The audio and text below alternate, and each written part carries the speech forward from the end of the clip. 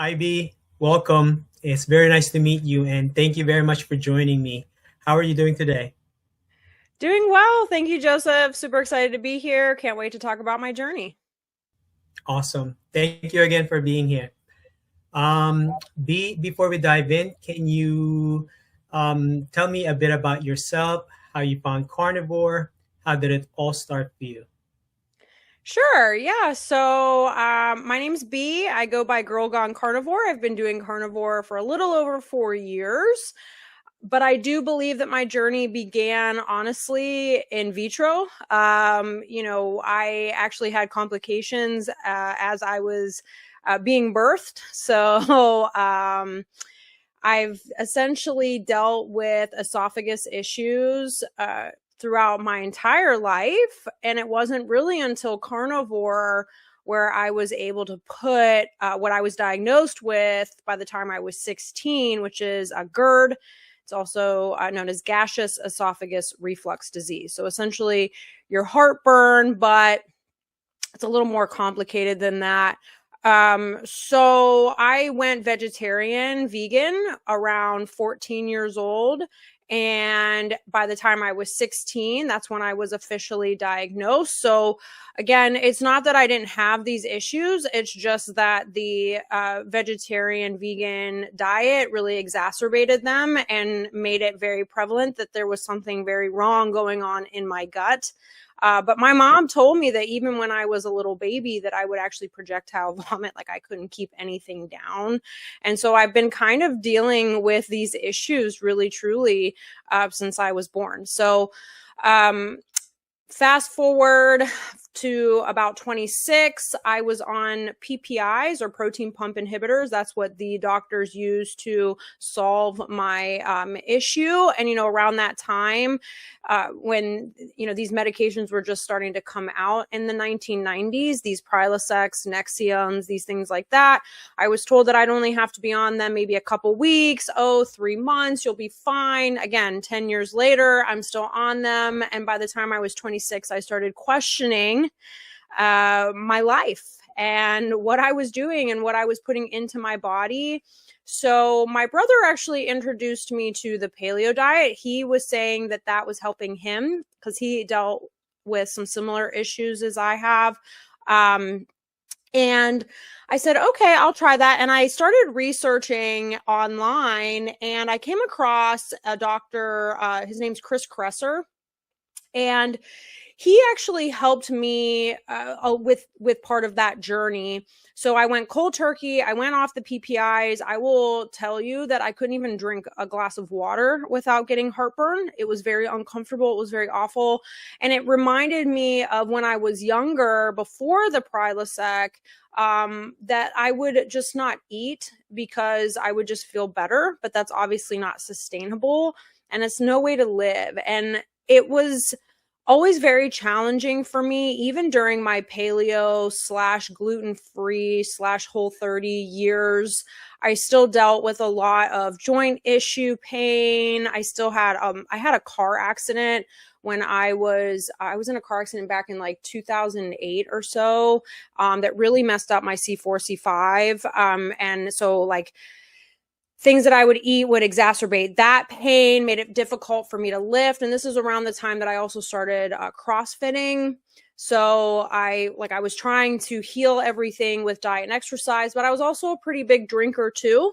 So drinking was a big part of my life. I did quit drinking about 6 years ago, so which is kind of what led me to carnivore, because I do truly believe that you cannot drink and be successful on this diet. I do feel like you have to cut out toxins as much as you can, and we'll get into that more. But so by the time then at let me think, what was I'm 42 now.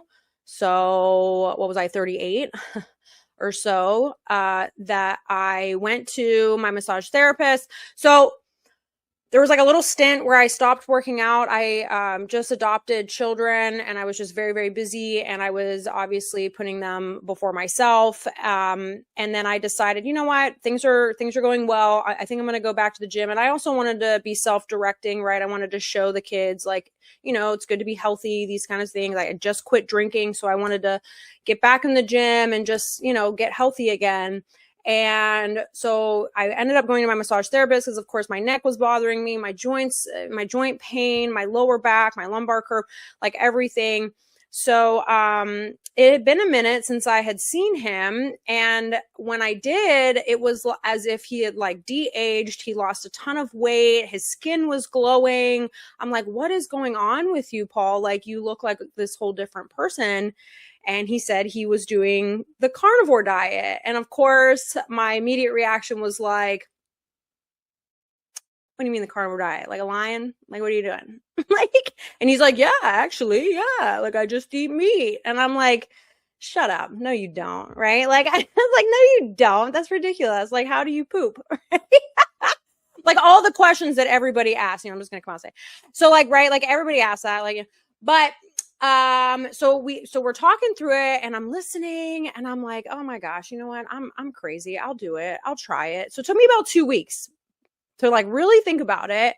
And then I was like, all right, yeah, I'm going to do this. I've done, you know, any kind of diet you can imagine. The only one I said, like one of the ones I never did was like Weight Watchers, because it was like that whole point system. And I'm like, I can't buy into that. That's just not for me. I don't particularly like counting calories, macros. I mean, if I have to, I will, right? I'm a power lifter. So there's times when like, okay, maybe I need to dial certain things in to be able to do certain things. But overall, like, I don't want to sit there calculating my food. So, and I find that carnivore is awesome for that. And we can get into that later. But so I did it. And as I tell people, 4 years later, it has become my entire personality. It is literally the thing that has saved my life. I can attest to my GERD being in remission when I go off the diet. It takes maybe about 4 days, and I will get symptoms back. So there's no denying that this diet is helping me sustain a medication-free lifestyle and feel really good. I also was diagnosed with PMDD, which is premenstrual dysphoric disorder. I have always had very, very horrendous periods. And I would say that the carnivore diet, along with some supplementation with organs, I take like a fallopian tube ovary high primal, it's called, supplement, which I feel really helps with those symptoms as well. So at least now I'm not, you know, popping over the counter pain medications or even being prescribed pain medications, because that was a reality of mine at one point. Because the PMDD was so bad, I could barely move during my time of the month. So I feel the carnivore diet has helped with those symptoms exponentially. Like, it's unbelievable. I don't have to go to the doctor anymore. You know, they put me on birth control at one point that, you know, I didn't want to be on that. So it's a lifestyle where I can be medication free and still thrive. And actually thrive more, because now I don't have to deal with side effects of particular medications that the doctors put me on. They even put me on like happy pills. Like, and they're like, just take these right before your period every month. So I'm like going on and off these, you know, I'm like, okay, this is not, like, this can't be sustainable. So, you know, had issues with that. And I then was recently diagnosed with PTSD. I had something very unfortunate happen to me during my carnivore years, something, you know, essentially that was quote unquote out of my control until I realized what was going on. There's a lot of subtle abuse in a relationship that I was in, and I was actually able to tap into my instincts, I truly believe, because of carnivore. My skin actually broke out into shingles, and that was a very giant red flag to me. I'm carnivore. I'm very healthy. I don't even have to be on heartburn medication anymore. Why is my skin breaking out? Well, there was something very awful going on. I had figured it out. And thankfully for carnivore diet, you know, my skin was responding to something even before my mind could really rationalize what was going on. So this diet, I actually believe, helped me survive something very, very awful, even during, my carnivore time. So again, I'm not saying that carnivore, quote unquote, cures anything. Life is kind of incurable in general. Okay, right? Like we're all going to die.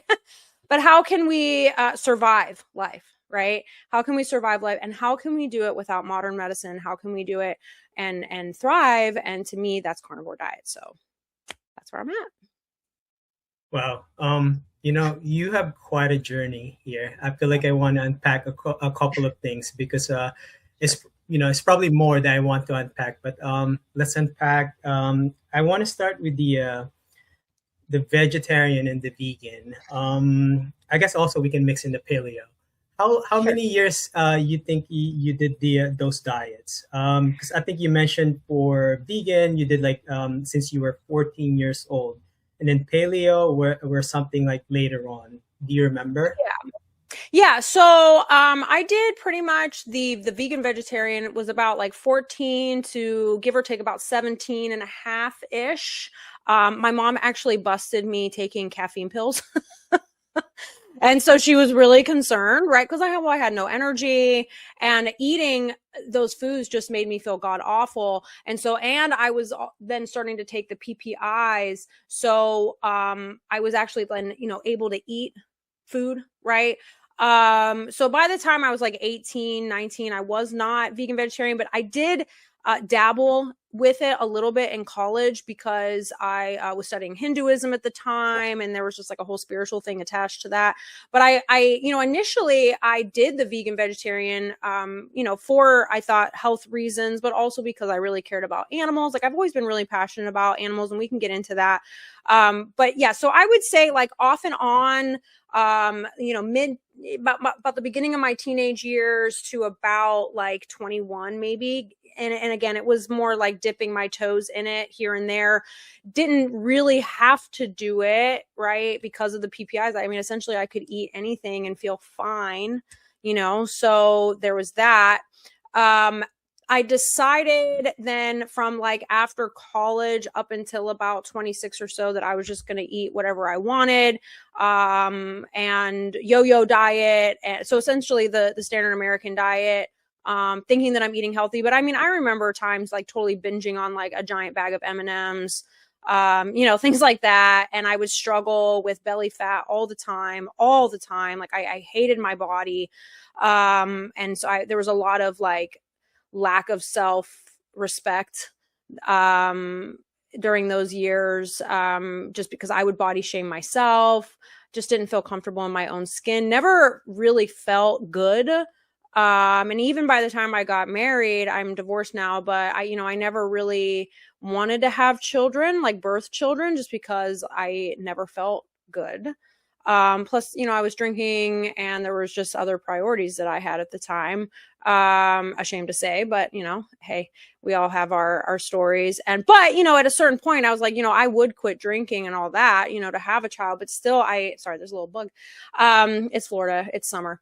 And so, I just never really just felt well enough. And I think that's why I was drinking too, right? Because when you drink, you don't feel anything.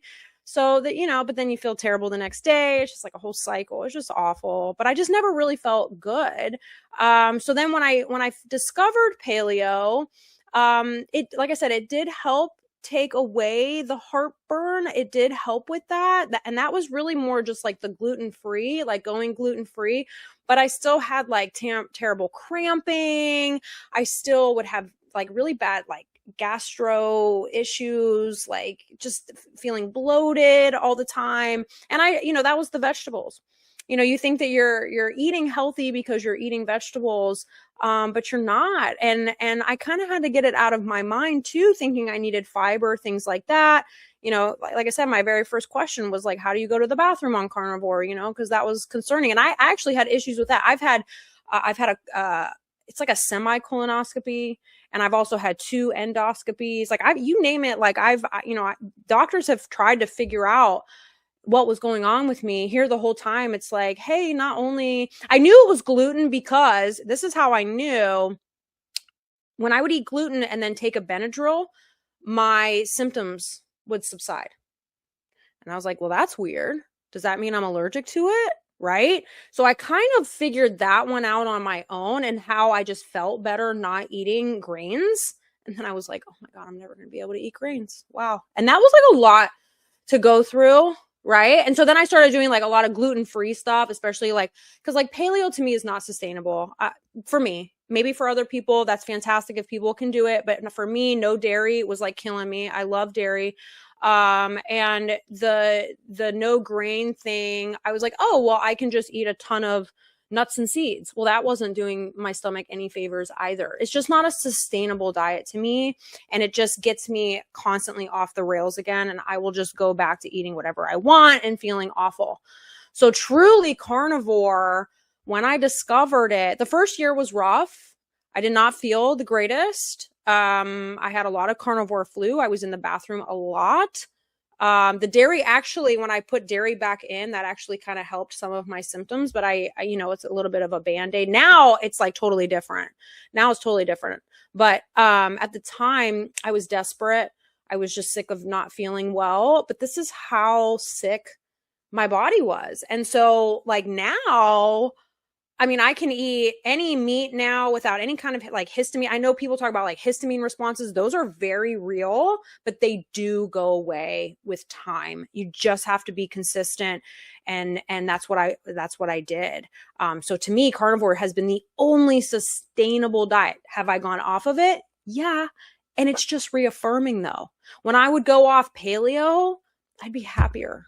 Like, like, because at least I was like, well, I still feel like garbage, but at least I'm eating what I want, so, right. Like, but with carnivore, when people like burgers, steaks, bacon, yes, please. Like I can eat those every day. It's so sustainable to me. Yeah, I absolutely agree. It's very sustainable. Mm-hmm. I feel like I relate so much with your paleo experience. I mean, I've done paleo about 10 years ago, and Okay. Yep. because you mentioned CrossFit, I was also doing CrossFit at the time because So it's the number recommended, it's the number recommended diet like during that time. So I did it for like a year or something. And, I felt like something is missing with this diet because I was bloated. Like you said, it was the vegetables. It was the same experience for me now. It makes sense to me now, but before it didn't. It's like, what's causing all this, like, bloated feeling? But I didn't know. I knew until I found out about carnivore. So I think you said that you also were still feeling joint issues like pain. I really think your journey, you went through so much with like medications, so much like health issues like GERD, esophagus issues. There's just so much. I think Dr. Anchor, right? Yes. Yeah. So he mentioned that like, our body needs like, the proper nutrition to deal with all the stress. I think you mentioned trauma. I think that pretty much I think relate to what you're saying. Like now you have the proper nutrition. You're able to deal with all the stress like in your life, in my life. Yeah. So I think, yeah, it's really awesome. Yeah, it's right. Like the stresses of life are not going to go away, but carnivore, I feel, makes them more tolerable, right? That I can, with a clearer mind, I don't have all this brain fog. I sleep. I literally, I got 100% sleep score last night, right? Like at 42, single mom with like full-time job and like doing my carnivore thing and working out and being a power lift, like, right? A sleep score of 100%. And I attribute that to the diet. It just, you sleep better. My skin feels better. I just feel more alive. I don't feel like, and if I do feel like a depression coming on, first of all, I'm like, okay, what did I eat? Right? So with carnivore, you can tap into like, oh, you know what? I knew I shouldn't have eaten that. Look how I'm feeling right now. That's what it is. And you can label something now as opposed to thinking you're just a depressed, crazy person. You're like, wait a minute, no, it was probably that food that I ate. It's making me feel off. My brain's feeling a little foggy. To me, that's the beauty of carnivore. It's not like this dogmatic. I mean, some people can make it that way. You can make anything dogmatic. You can make anything super rigid. You can make everything, strict if you want to and be a jerk about it. Sure. But I don't think that the intent of carnivore is that. Like, I had somebody the other day be like, well, they just don't know what a carnivore is because they're still eating sweet potatoes or whatever. And I'm just like, okay, like I wouldn't eat sweet potatoes, but I would still call that person carnivore because they used carnivore diet to help them figure out what can work for them. And if that works for them and that's really what's helping them thrive, then who cares? We don't need to get stuck on like those kinds of labels. I'm talking more about how can you use the carnivore lifestyle, because it's more than just a diet, it's a whole lifestyle. How can you use it in your day-to-day life to recognize certain feelings? To me, the carnivore diet and lifestyle is about mental health, number one. Because even if you're having a bad day, I mean, I'll go down to Culver's, I will go get myself a butter burger, and I will feel like $1 million afterward. I don't even care what's going on in the world.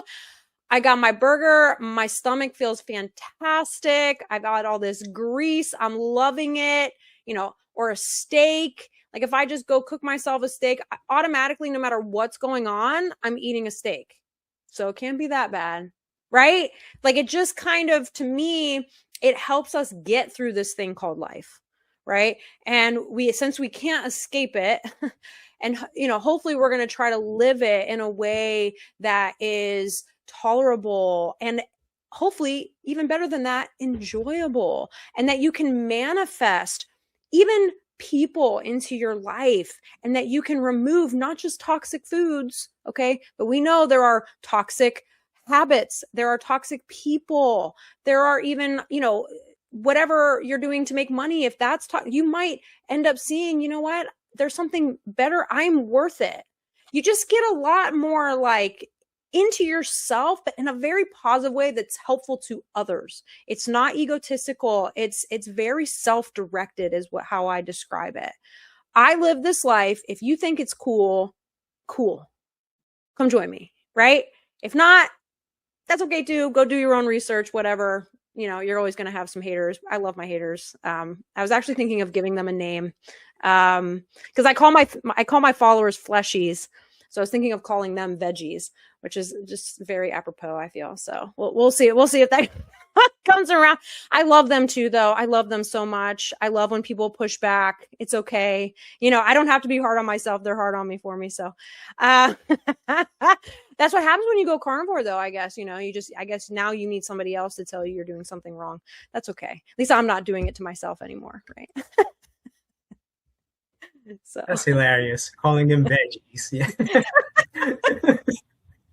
You are what you eat. I don't know. The paleos and the vegans and the, right? The vegetarians. Hey, you know what? Like, I will eat some fermented vegetables. Like maybe 4 times a year, I'll eat sauerkraut and pork. I love it. My mom makes it homemade. I'm a big believer in fermented. I can actually digest fermented. I do kombuchas here and there. Fermented foods for me work very well because it's already broken down the cellulose. Cellulose is something very difficult for my stomach to digest. So again, we don't need to put ourselves in this like rigid box and then be like, you're not carnivore if you eat. It's like, okay, sure, whatever makes you feel better. I still consider myself carnivore because everything always leads back to it. It's the greatest reset diet. And it's helped me really figure out what foods I can occasionally enjoy and which ones I should probably avoid. Like nuts and seeds, found out the hard way. I can't do them. I've tried and I can't. So that's okay, right? Like you just figure out what works. Yeah. I hear this a lot with the beginner carnivores and the carnivores who have been carnivores for like over a year. they talk about like carnivore diet, carnivore lifestyle. I approached it as a carnivore diet in the beginning, and then Mhm. it just evolved as carnivore lifestyle because something just clicked to me. I said like diets are just like something you want to try, but then is it sustainable or not? And then it became really Right. sustainable with my health issues. So I think that was the point where I thought it was yeah, this is a lifestyle. Mhm. At what point for you did you recognize that it was a lifestyle?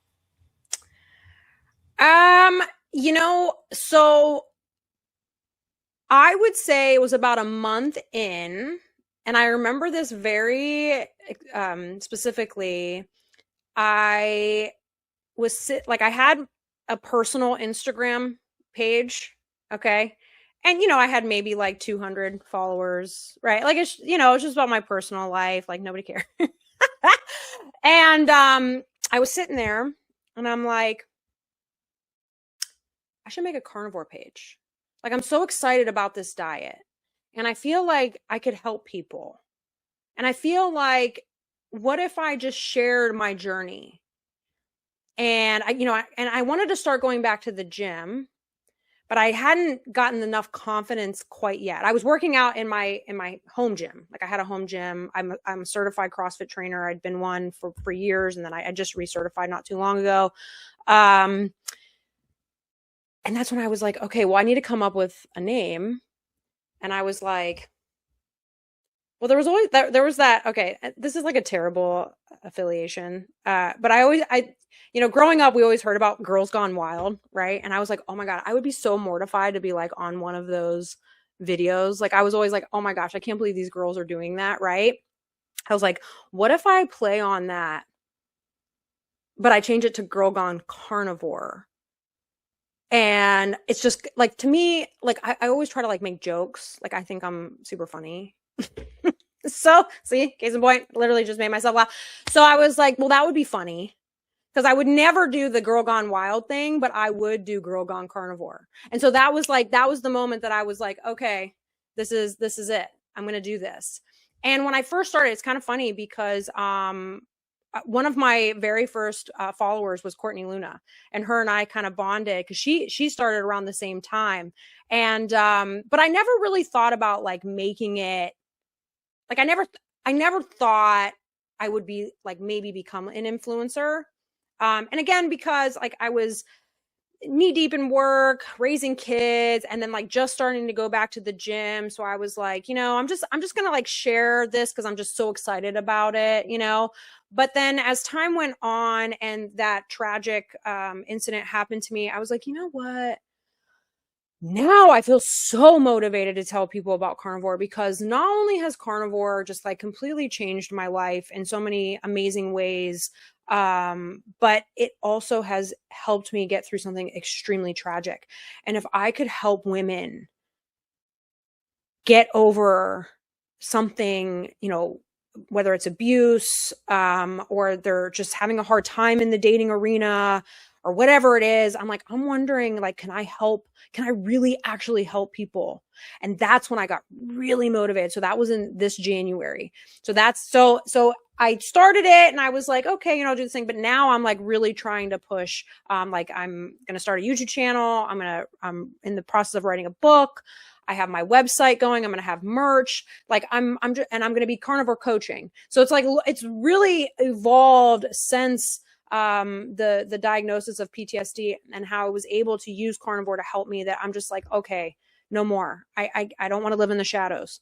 I want to come out and I want to be able to help people, because the only way I feel I can truly get over anything, right? Like I've been able to conquer the GERD, the PMDD, even the PTSD on my own, quote unquote.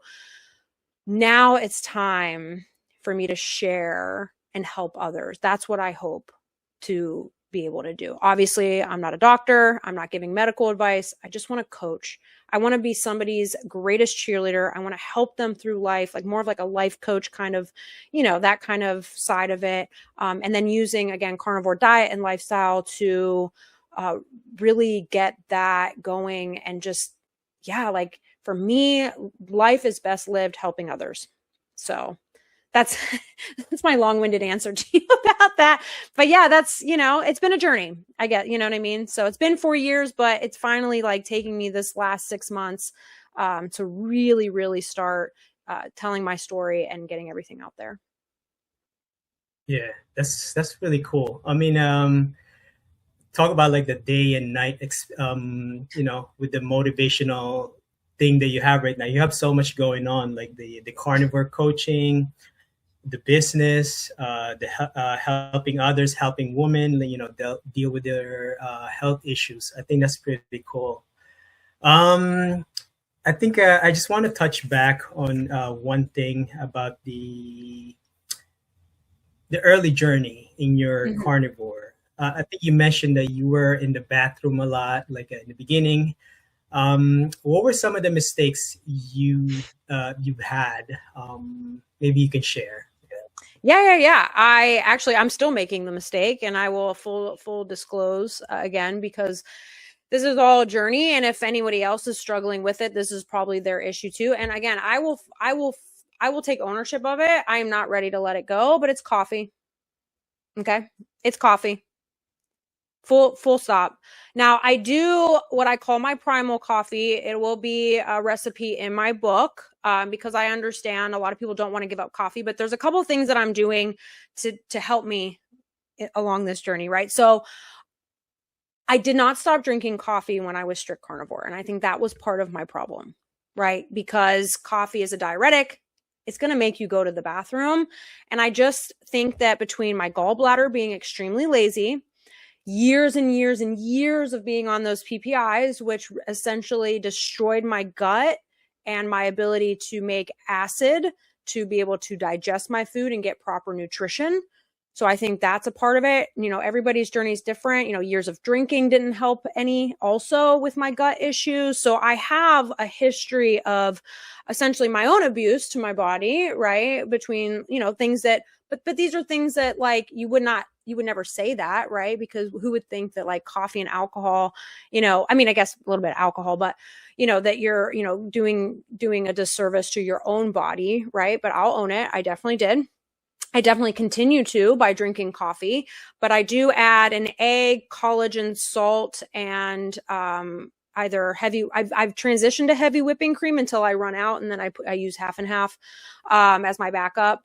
But I am trying to first of all get better coffee. So I just invested in this new coffee called Dangerous, and I'm going to try that. So I'm just finishing up the current coffee that I have, and then I'm going to transition to that. I'm also wanting to, add maybe a little bone broth to my coffee, and then over time, like really wean back. It's because to me, it's not really the caffeine that's the problem; it's the bean. And my stomach just does not like anything that's not meat. It's true. I mentally, I know it, but I'm not ready to accept it, I guess, in my heart, because I don't want to give up my coffee, right? Like I just don't. And so that I would say truly, if I could just give up the coffee, which at some point I know I'm going to need to do some kind of maybe at least a 2-week, just so I can say, hey, I did Lion Diet for 2 weeks, 4 years in. This was my experience, right? And I'm open and receptive to doing those things. I just have to find the right time with my schedule to do that, because, I want people to still want to be around me without coffee, right? So because I don't know how I'm going to be without it, because I literally wake up and I'm like, oh, at least I get to have coffee, so it's a thing. And I'm sure that other people have that. So I think I can be relatable in that way. And then maybe, I'll end up getting a client where we do it together, right? That we're both like, okay, we're not going to do coffee for 2 weeks. And I almost need them more than they need me at that point, right? So it would be a good symbiotic relationship.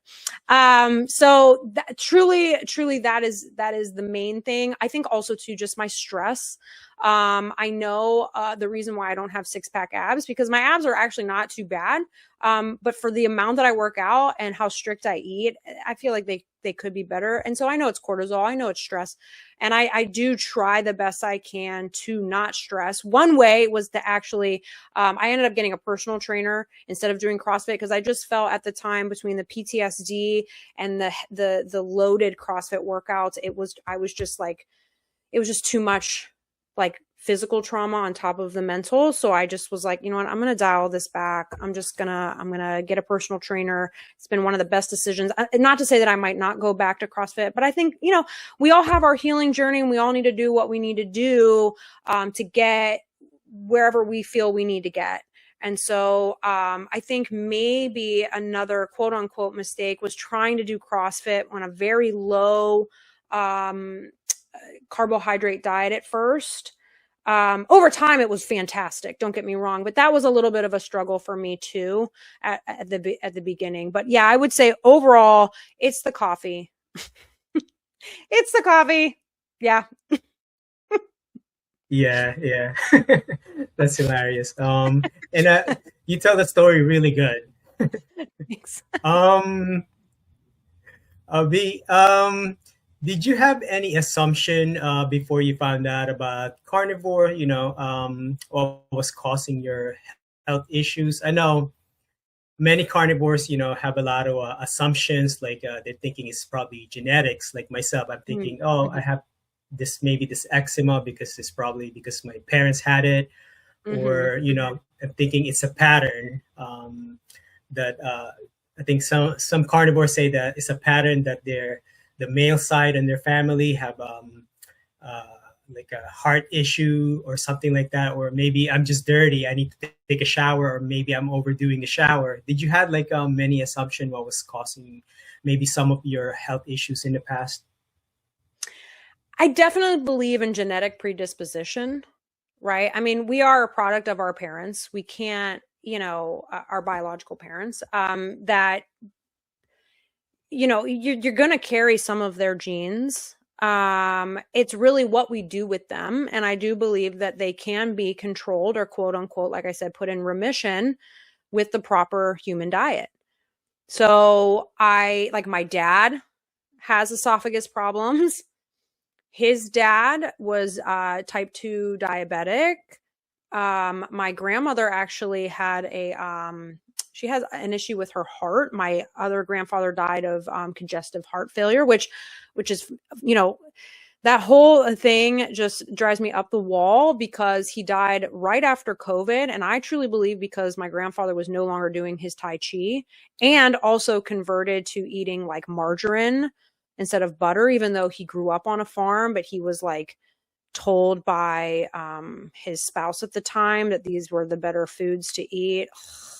So like, anyway, I mean, he was like 91. So, I mean, but I mean, I think he could have lived to 100 if he was, you know, still able to do the Tai Chi and eat the proper human diet.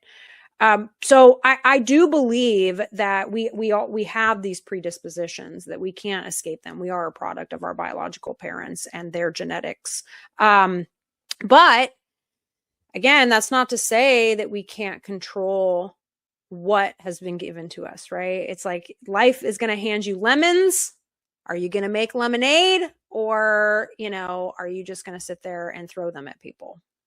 Right? So you can blame others, or you can take control of your own life. And I do believe that those who prescribe to the carnivore diet and lifestyle are closer to taking control of their own life. And that's all we can do. We cannot control our genes and our genetics. We cannot control the environment where we have come from in so many ways until we're older and we can remove ourselves, right? I kind of equate it to like the high school cafeteria. Unfortunately, I have to walk in there and eat with people that I might not like until I go to college, and now I can literally just sit in my dorm room and eat if I want to, right? So sometimes we just can't control those kinds of environments, right? But we can, especially as adults, take more control of our lives. And I do believe that you can do that with a carnivore diet and lifestyle. It's just whether or not you are going to choose to do so. It's a choice. And, you know, I've heard people say, well, it just, you know, it doesn't work for me or this and that. And look, like I could essentially say the same thing, right? I could have said the same thing the very first year, but I also knew that I was making certain lifestyle choices, like I said, the coffee and things like that, that weren't 100% carnivore. So am I going to blame the carnivore, or am I going to blame myself? right? And I think just sometimes people have a hard time really looking in the mirror and being maybe a quarter of the problem in their own life, right? And so once you can accept it, realize it, take ownership of it, you're just going to be a better person. And I will tell you that, like, as far as like I said about figuring out, for example, gluten, I come from an Italian family. Do you understand how difficult it was for me to tell everybody, like, look, I'm not going to be eating pasta. I'm not. And look, they all dealt with me anyway. Like back in my vegetarian vegan years, they had to deal with me. So they were like, oh, at least it's not that. At least she's not doing that. But, saying like, look, especially when I went carnivore, like, well, we can make you spaghetti squash. And I'm like, but I'm not eating vegetables. Like, what do you mean you're not eating vegetables? Like, how are you going to, so it's like, you kind of just have to be like, well, look, these foods just don't make me feel well. Do you want, like, if you want me in your life, trust me, you're going to want me to eat carnivore. It's more for you than it is for me at this point, right? Because I'm a much more enjoyable person when I'm not eating certain foods. So that's, and that's the thing. I think, you just kind of have, and I use humor. I do. I use humor as a way to kind of cope with all of it. So, cause I know people are going to say stuff. I know they're going to say, oh, you're so extreme. Yeah. Yeah, I am. What are you going to do about it? Right? Like, what are you going to do about it? Let me be. And that's, I think really when it comes down to it is people then think that you're trying to be better than them, or they put it in their own minds. They're then questioning their own life choices. And sometimes you can be a mirror, and when somebody looks at you, that, it can shatter. And so that's kind of, intimidating. It can be intimidating to people when you kind of, beat to your own drum. Right. But that's with anything, people are going to say whatever, do whatever. But if you have a genetic predisposition, there's no reason why you can't try carnivore to see if maybe you can put some of that in remission. And again, it's, if anything, use it as your baseline and figure out what bothers you. And fortunately, I was able to figure out gluten was a big issue, and that had to do with research and then using myself as a guinea pig. Like I went 2 weeks without any kind of gluten, ate gluten, instant post-nasal drip, instant heartburn. So like I figured it out. And then again, with taking the Benadryl, I was like, oh, wow. Right. I figured out something that no doctor could figure out. I don't have a medical degree. I figured it out. So I don't know, you know what I mean? Like, I guess you're going to have any of that. But I think, recognizing it, realizing you have a problem is definitely the first step. Yeah, I absolutely agree with that. B, so you mentioned you have an Italian background and, like pasta and everything. What was your favorite food back then? So my absolute favorite, so my great grandmother was from Italy. She came over here in 1919. She would hand make everything. She had most of her ingredients actually imported from Italy. So like everything was actually, I think the standards were a little better. But it's still traveling and doing those kinds of things. But my great grandmother would make the most amazing pizza. Like if like she were to come back, if she were sitting right in front of me right now and she was like, Barbie, you need to eat the pizza. Because literally that's how she sounded. I'd be like, okay, grandma. Yeah, for you, for sure. And honestly, it probably wouldn't be too bad because it wouldn't have 1,000 ingredients in it, right? And it probably would still make me feel a little off or whatever. But oh my gosh, yes, her pizza. She never measured anything. She never learned how to read or write. Her pizza would come out fantastic every single time.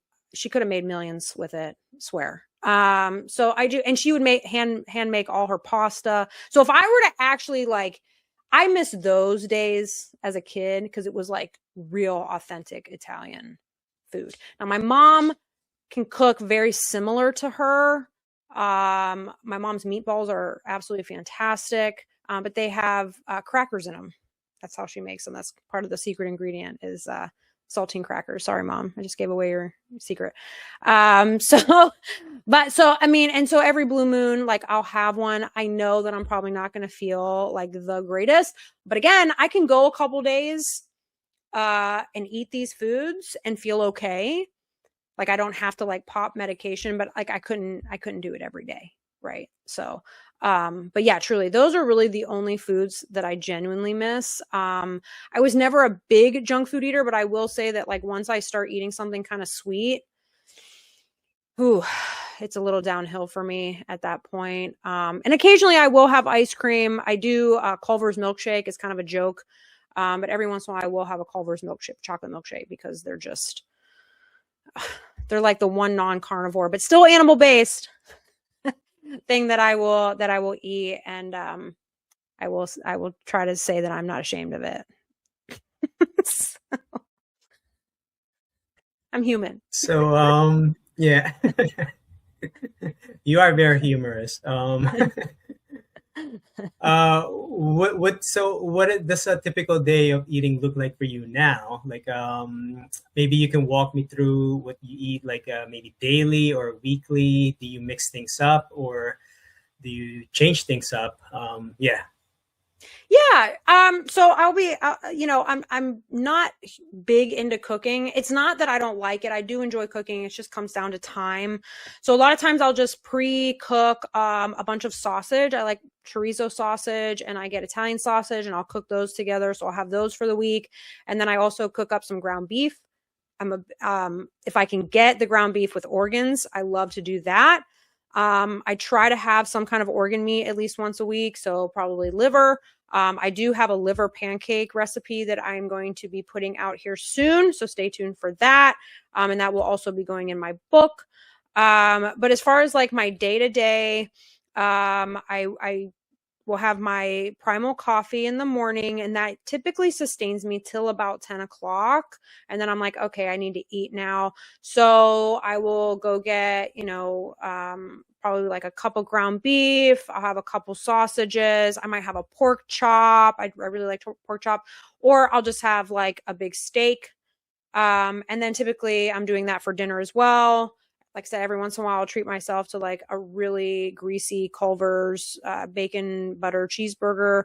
I'll do that occasionally, especially if I'm training hard and I know I need the fat.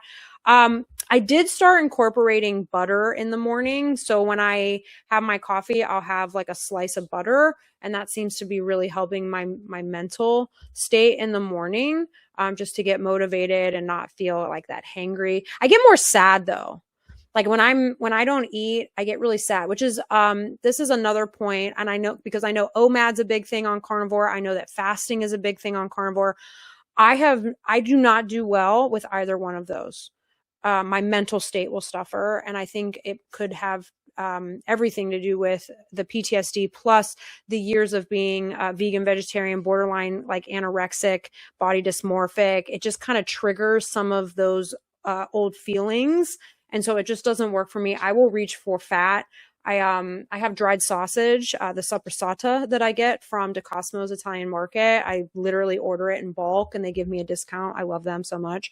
I will have that on tap, because if I just get that urge, or if I start to feel sad, I'm like, I need to eat something.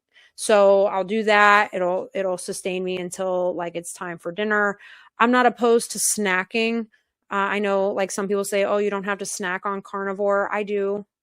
I still do. And I think a lot of that has to do with my stomach just not being able to handle a ton of food at once. That's why OMAD just would not work for me, because I don't eat enough in one sitting. And again, that's just years of abuse to my stomach. So again, everybody's different. And I just do what works for me, but it is essentially the same foods every day. Occasionally I will do like a seafood medley. I'll do fish here and there, eggs. I had eggs and butter the other morning for breakfast, but it's literally like the same foods, maybe just divvied up in different ways. But yeah, ground beef, steak, burgers, sausage, pork chops, some seafood and fish occasionally. And then some dairy. I do. Greek yogurt, sour cream, feta cheese, and I'll mix those in sometimes with the meat. Every blue moon, I'll add raw honey, just because I know I need to eat more, and sometimes it is hard for me. And I know people say, oh, don't do the sugar, don't do this, don't do that. I don't do it a lot. I can't do it a lot. So if I do feel like I'm training harder, I will. Again, because I'm a power lifter. And again, not everybody's a power lifter. Not everybody's had the esophagus gut issues that I have had, right? So everybody has their own way and real, prescription for themselves and what works for them. This is what works for me. Yeah, that's pretty cool. Yeah, I like your list of what you eat. It's like it's a lot. It's a lot of mix up, and then Yeah. also working with what you need. So I think Mm-hmm. that's pretty cool. B, Carnivore made it simple for me, like the whole lifestyle, right? Mm-hmm. Everything is simplified from like cooking, the time, very efficient. Like, is there anything hard about being carnivore for you? Like for me, social gatherings with family and friends who are non-carnivore, and then sometimes the travel. You have to scout Mm. the location where I'm heading, and then the cravings that took me like a while, like over a year to get it out of my system. What about for you? Is there anything difficult or hard? Yeah. Yeah, I will say embrace the weird. You have to embrace being different. You have to be able to be confident in your life choices. To be able to walk into places knowing that you're probably going to have somebody say something to you. But you have to find a way to just let it roll off your back. One of the ways, like I'm learning in my coach's course, like one of the ways to work on that is to just tell people, hey, as much as I would love to have one of your cookies, I would do anything to have one of these cookies, but I will be in so much pain tonight. Like, I just can't.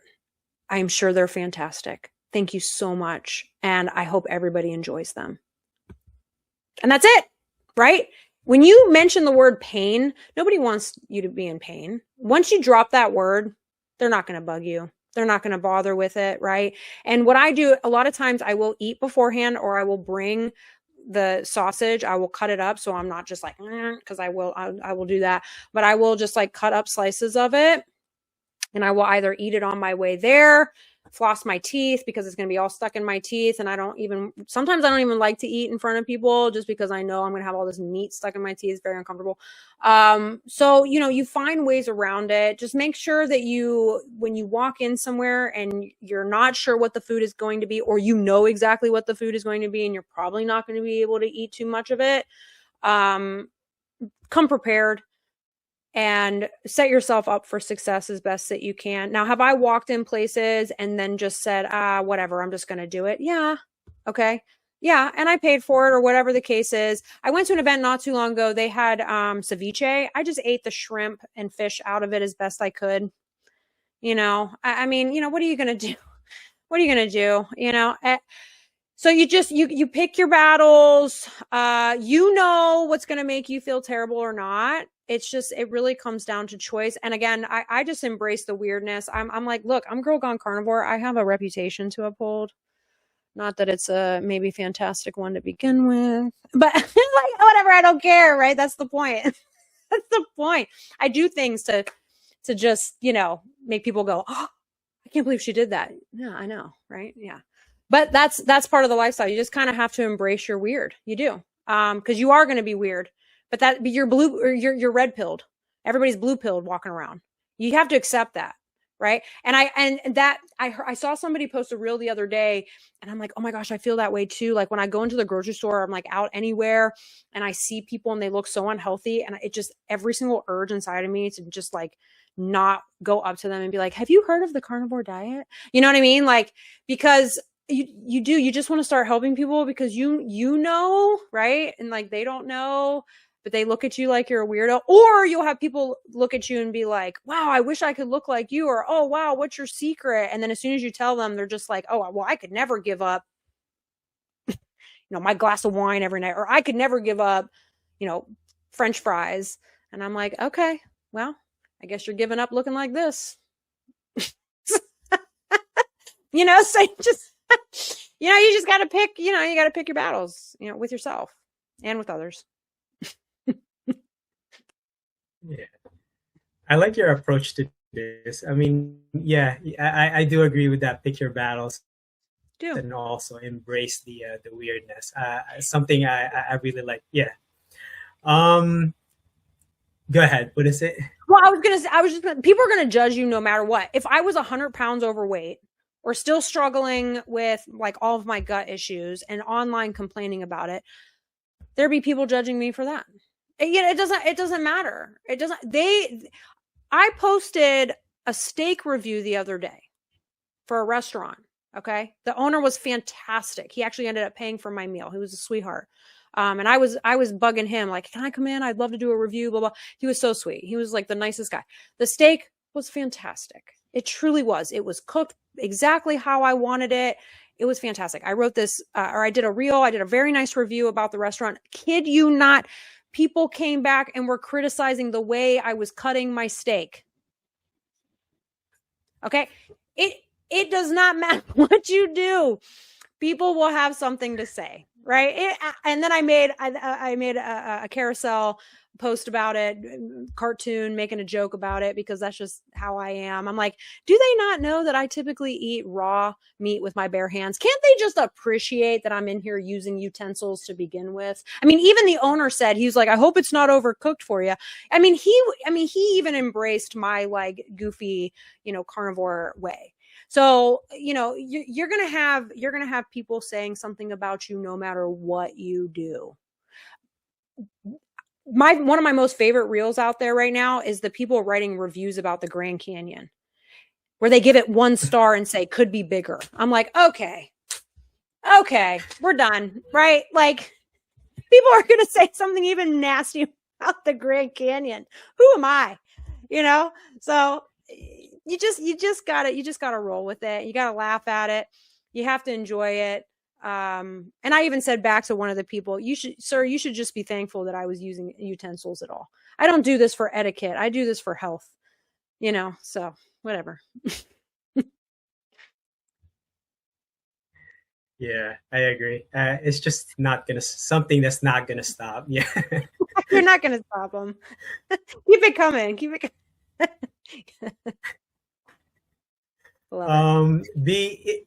If you had to describe the impact of carnivore in your life, what one word would you describe it, and tell me why? Ooh, one word. Oh man. One word to describe carnivore. Epic. Just epic. Again, every single facet in my life I feel is better. Me having enough energy to be a mom of 3 adopted kids. Okay. It takes a lot. Now, kids in general are a lot. There's some layers with adopting kids from foster that parents have to deal with on top of it all. I don't know if I'd be able to do what I've been able to do without carnivore. The amount of energy that it takes, and mental clarity, and being there for your children during very, very tough, hard times. Having carnivore to be able to just get through that has been epic. Maintaining, a job, and again, my lifestyle in the gym, and being able to lift as heavy as I do. I mean, carnivore got me to a 315 deadlift. I mean, because of the lack of inflammation. The people that I have met in this community, the friendships that I have been able to make and sustain have been epic. Doing all of these interviews and just being able to share my story, epic. So yeah, I would say that would be the best word off the top of my head. That's actually a very great word, very cool word. I think if I had to describe it myself also, I would go with that one. Yeah, I don't think I've ever heard that. I hear a lot of transformational, things like that, but epic I would say is the best way It's to just do right it. because it's the Yeah. whole lifestyle. It's all of it, and it really is. It's epic, and I think it's gonna put me in positions that I have always wanted to be in, like being a speaker, and again helping people, and just it's not just diet; it's this whole lifestyle, enough sunlight, grounding, exercise. I mean, it's everything that I've ever wanted, and I think that's what I was looking for as a teenager. Once I hit puberty, I knew my body was changing. I knew that I needed to find something right for me. It has taken me this long, but that's okay because I finally found it. And now I can't epically shut up about it. So that's okay, right? Yeah, absolutely. The so knowing what you know now about the carnivore diet becoming lifestyle, the nutrition, if you can give an advice to someone who's just starting and who might have had some of your health issues, but this is a normal thing. They're very skeptical. They think they're gonna get some kind of heart issue. They're gonna get a Mm-hmm. heart attack. What would you tell them now? Yeah, again, not medical advice.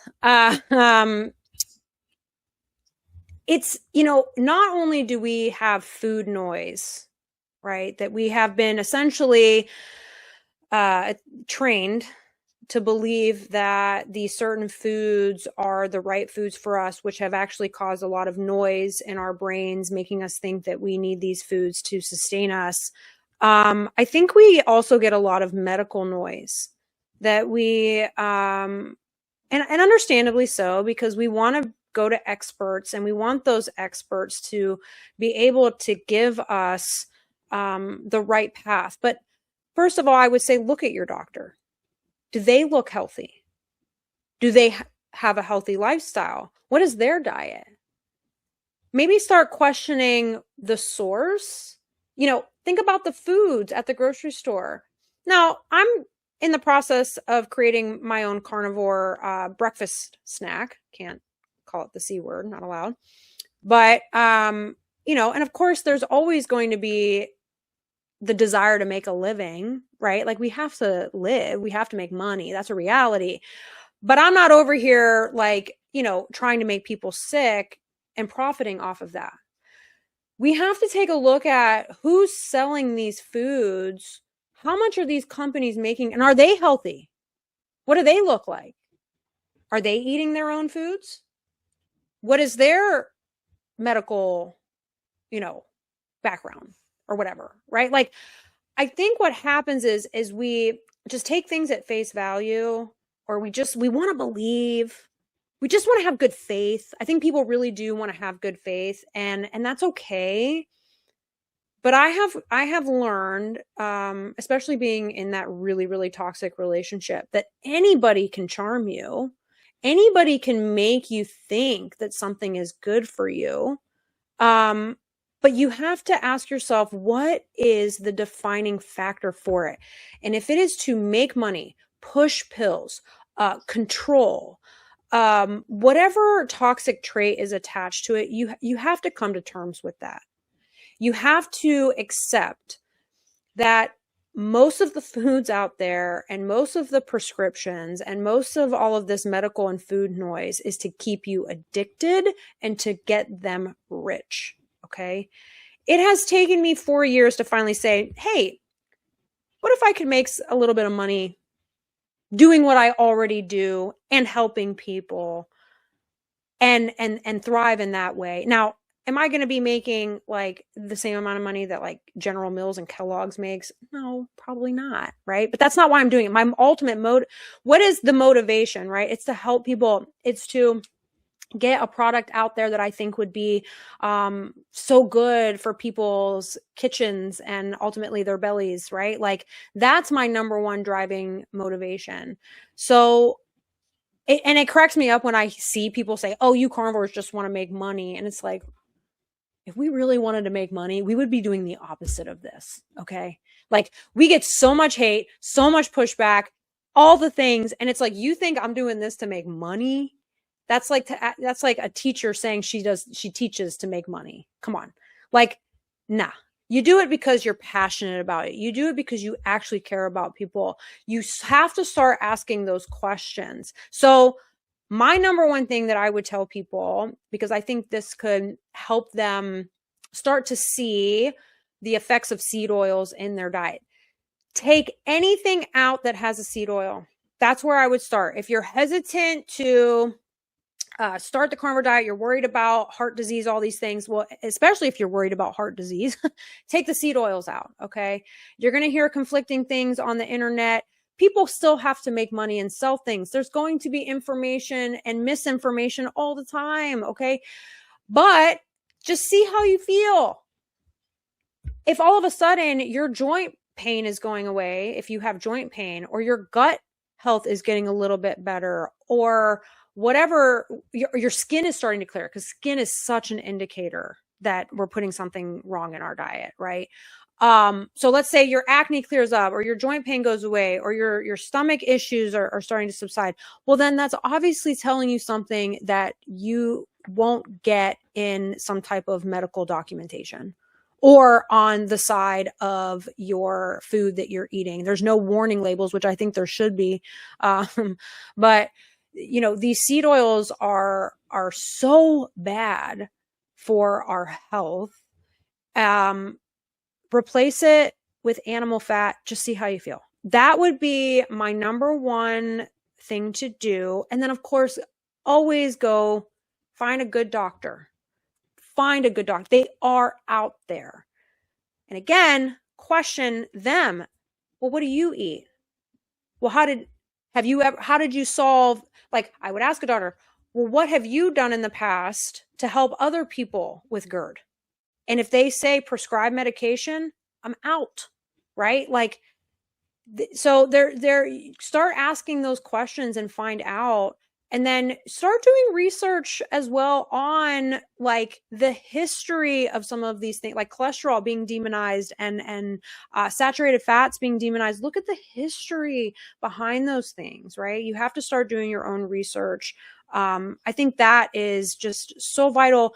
But again, use yourself as your own guinea pig and figure out what makes you feel best and go from there. And then, of course, then we can take out other things. Again, vegetables and grains would obviously, and nuts and seeds.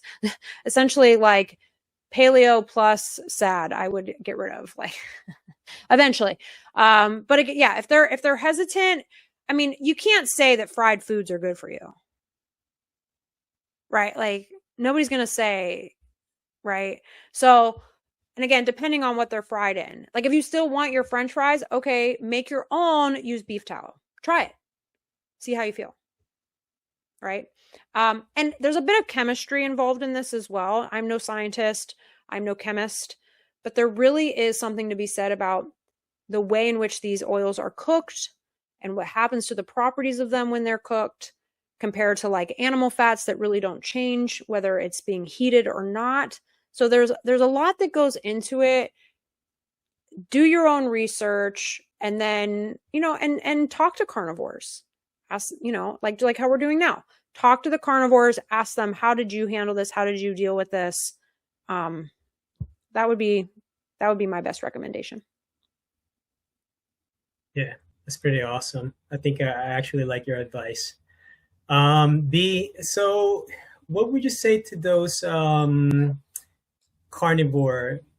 been carnivore for more than a year? Like, let's say, you know, they've been having success with carnivore the beginning to like a year, but then they're struggling, you know, maybe they're having oxalate dumping issues and they don't know it. Or maybe they're gaining weight, or some other issues. What maybe an advice or a suggestion can you tell them? Trust the process to start. Trust the process. I, at one point, I actually even had like a meat aversion at one point where I was like, oh my gosh, I didn't want to eat, because I just honestly didn't want to eat meat. It does happen. It does. You just kind of have to get through it. You might have to get a little more creative. That's actually when I discovered making these liver pancakes, because the thought of eating liver for a hot minute there just like I just didn't want to do it. So I started getting creative with some of my recipes and doing things a little outside the box just to kind of help. Cause I think sometimes too, it's texture. I just like didn't want the texture of like meat in my mouth. Like I just was like, the thought, the taste, like, so yeah, I ended up getting creative with it. I started making just like some sauces with dairy to help me. That's when I sometimes, like I said, I would add the raw honey occasionally just to like get more protein and fat. But not a lot of people want to do that either, because then they worry about, you know, gaining weight, things like that, or spiking their insulin, which I can completely understand as well. So, you know, honestly, like this might be terrible advice, but like I went off of it for a hot minute, and let me tell you, that's what made me get back on it and actually be even more hardcore carnivore. Sometimes it takes going off the diet, feeling how you used to feel, then you will go back on. And I had to do it. And it was about halfway through my carnivore journey, and it didn't last very long. I would say maybe at most a month, where I was like trying to eat a normal quote unquote diet again. And I just felt so terrible. And all of my symptoms were coming back. I actually ended up getting, I mean, this might be TMI, but like I would get really bad like UTIs and urinary tract infection, or not, and yeast infections. Those started coming back. I was like, okay, I guess meat's not so bad, and I will get through it. And I did. And now I'm totally back to, you know, now I definitely crave a steak, because like what ends up happening is because you will start equating the food flavor with how you feel. You will. It's the same reason why we get addicted to sugar in the first place, right? It's that dopamine hit. So of course your body will associate sugar with a reward, but then like maybe an hour later, you feel awful. The thing with meat is as soon as I eat it, I feel so good. I'm like, oh, I'm so thankful I ate that. I feel fantastic. And you kind of just start to train your mind, your body. This is good. And because you know, at first I tried doing raw meat and it was hard. It was definitely very difficult. And as time has gone on, because I associate how I feel with the raw meat, oh my gosh, like I have to have it at least a couple times a week now in my diet. I just have to, because I just feel so fantastic afterward. So I would, again, trust the process. If you have to, it's not my number one recommendation, but I did it. I went off, felt terrible, got almost all the things back that I was trying to cure and get rid, quote unquote, cure and get rid of. You'll go back. So hopefully, you know, people don't have to be that extreme. But sometimes that might be what it takes, just because, you know, you know yourself, hopefully at that point, the best when you go carnivore.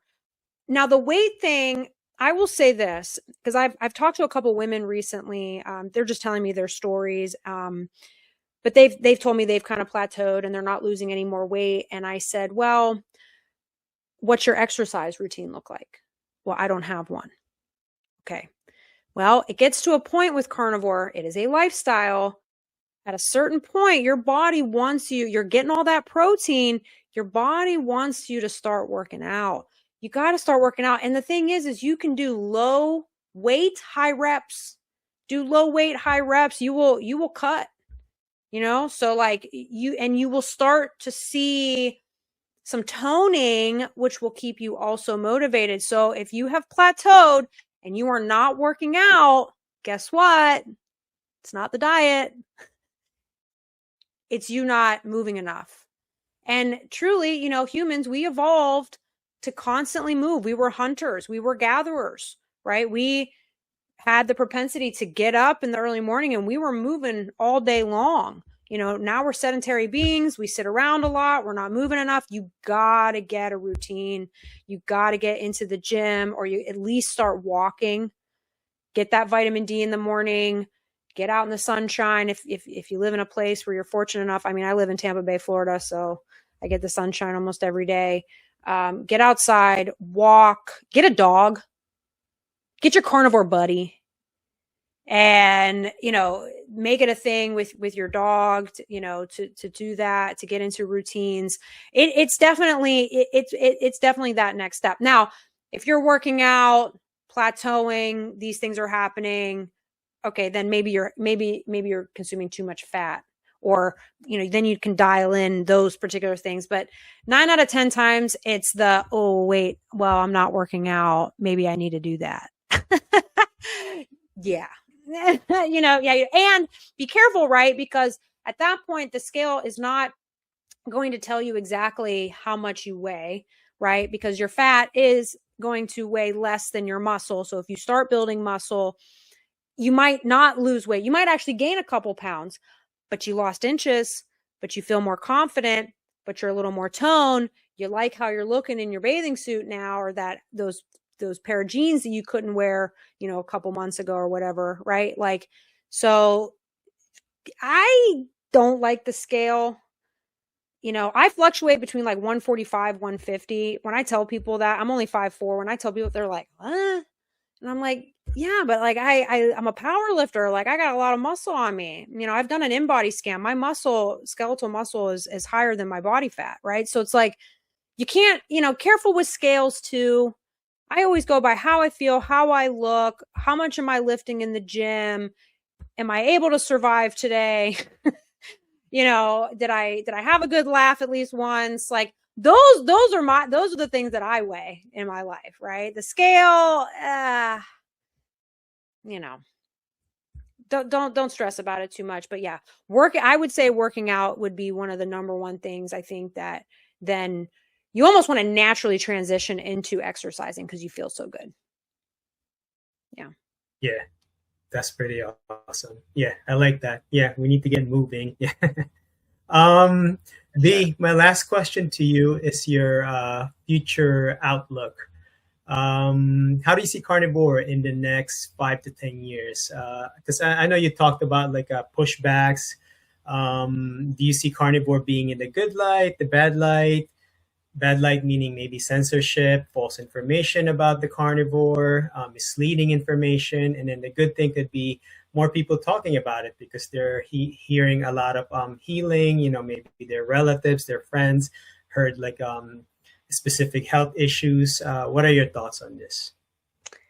Yeah, there's going to be more censorship. There's going to be more, and again, this kind of comes down to, I've said this to people online that have wanted to argue with me about carnivore diet. And I say to them, I'm like, look, if your diet is so fantastic, why do you even feel the need to argue with me? Like, aren't you the argument? Why are you so intimidated by carnivore? Maybe because it works and it freaks you out. So when people want to push something that they believe in very much, or of course it's their livelihood, when it comes to, if you're a company who sells grains, yeah, you're, to people, you're not going to want them eating meat instead of your cereal. Right. So yeah, there's definitely going to be pushback. There will be continued pushback on carnivore. I swear we are the only animal in the animal kingdom who doesn't know what to eat. It's honestly kind of, it's kind of incredible. And there will, because we are the only animals right in the animal kingdom that have money. Hello. So of course, we're going to try to sell something. The bear's not out there in the forest saying, hey man, eat this, don't eat this salmon, eat these berries instead, and just these berries, because he's secretly selling the berries, right? Like, we don't see that in nature. The animals are going to eat the diet that they know is right for them, full stop, right? Because they just know it's instinctual. It's the same thing with humans, but we have a lot of propaganda. And it's funny to me that the carnivores are seen as the ones with the propaganda when we're actually the bears in the forest just eating what we're supposed to. Right? And some of us are out there like, hey, this really helped me. I'd love to help you if you're interested. And I find that's the vibe of carnivores too. You have your few carnivore police or whatever. You're going to have that anywhere. But like, I feel carnivores are just out there living their lives, being fantastic. And that bothers people. So there's going to be, you know, we're definitely going to have some censorship. I mean, I wouldn't be surprised if I lost one of my social channels down the road. That's when I know I feel like I finally made it. Is when I get censored, right? Because it's like, oh, people are actually listening to what I have to say now. Oh, that's kind of a compliment. I mean, it's gonna suck, but you know, I'm already like trying to accept it, that at some point it's going to happen. It happened to somebody recently in the carnivore community. I heard about somebody getting their YouTube channel taken down for spreading misinformation, and I'm just like, oh my gosh, they're like the sweetest, nicest person I know. I absolutely love them, and I know carnivore saved their life. This sucks, but obviously they were effective enough and intimidating enough in a certain way, in a good way, right? Because it does work. It is effective. And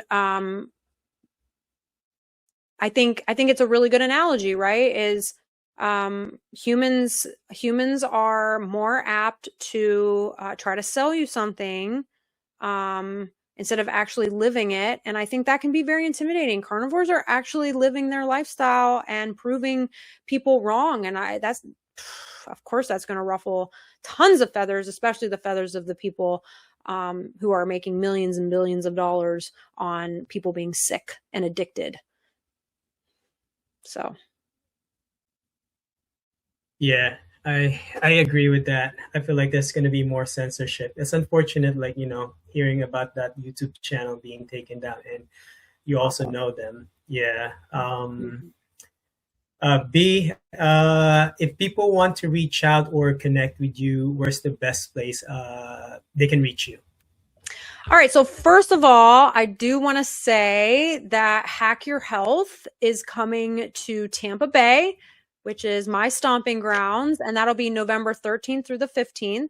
I have a discount code GGC100 that people can use to get their ticket. They get $100 off. If they want to meet me in person, I will be there. I will be passing out my little press packs that I've made and making connections with people. I'm really looking forward to that. So I'm hoping that more people would like to come to that event. It's going to be phenomenal. And again, it's an opportunity to meet me here in Tampa Bay. And then just for the day-to-day stuff, they can find me on Instagram. That's at girl_gone_carnivore. I also have my new TikTok social media platform. I had to change it. It's girl.gone.carnivore. I do have the old one still on there. I can't access it. I made it so long ago, and I set it up with an old number that I don't have anymore, so I can't access it. So be sure to do the girl, Gone Carnivore. And then I have my website that is being worked on right now. That is www.girlgonecarnivore.com. And I will have merchandise on there. I have t-shirts that I'm having made right now that say red flags, green vegetables, green flags, red meat. So I'm hoping that more people will jump on the carnivore bandwagon, wear those shirts. They're pretty funny. And then I will have my YouTube channel. I'm hoping to start that the end of this year. And that's just Girl Gone Carnivore, along with my Facebook, Girl Gone Carnivore. This is pretty awesome. I'm going to make sure to post them all in the description so people can reach you and also meet you. There in Tampa Bay. B, great. Thank you again for joining me in my podcast. Really enjoyed hearing your story, your perspective, and I appreciate you taking the time to share. Thank you. Thank you. Thank you.